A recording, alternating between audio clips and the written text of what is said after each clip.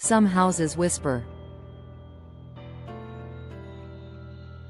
Creaking floorboards, rustling trees, distant echoes in empty hallways. But this house? It didn't whisper. It screamed. And the worst part? No one was ever inside. The family that moved in the house had been abandoned for decades before the Ramirez family moved in. It was a beautiful Victorian home, nestled deep in the woods of Tennessee. The locals never spoke about it. If you asked them, they'd change the subject. One old man at the gas station gave Mr. Ramirez a warning. That house ain't empty. But the family brushed it off. Until the first night. The first scream.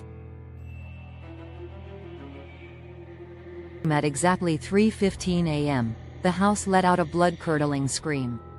A sound so sharp, so inhuman, it jolted everyone awake.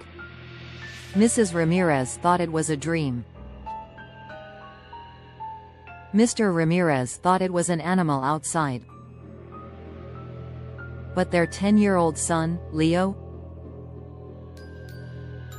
He was crying.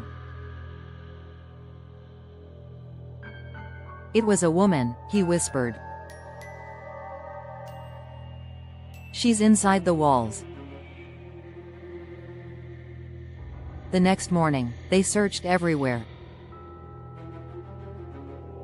The attic. The basement. The closets. Nothing. But that night, it happened again. A voice in the dark. At 3:15 a.m., the scream returned. This time, it was louder. It echoed through the walls, rattled the windows, sent chills through their bones. Then, in the silence that followed, something whispered. A voice, low and desperate. Help me. Mrs. Ramirez grabbed Leo and ran. Mr. Ramirez grabbed his gun. But when he searched the house, no one was there. The hidden room. Determined to get answers, the family dug through old records at the town's library. That's when they discovered the house's horrific history. In 1903, it belonged to a doctor named Elias Carter, a man known for unspeakable experiments. He had a wife, Anna. One night, the neighbors heard a terrible scream. Anna was never seen again. Some say she ran. Others say she never left the house.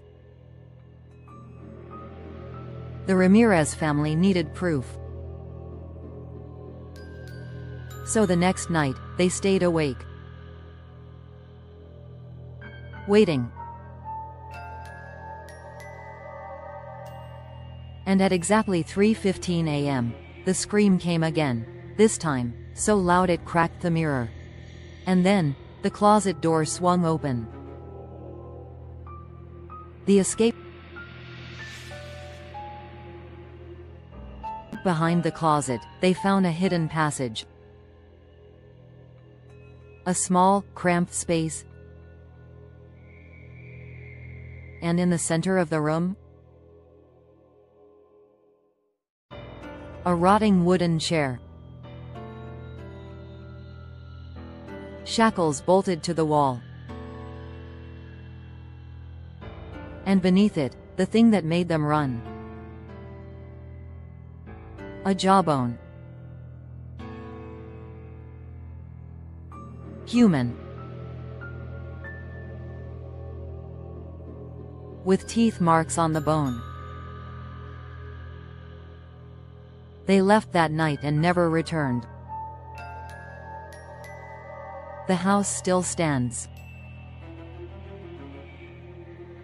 Still empty. Still screaming. Every night. At exactly 3:15 a.m.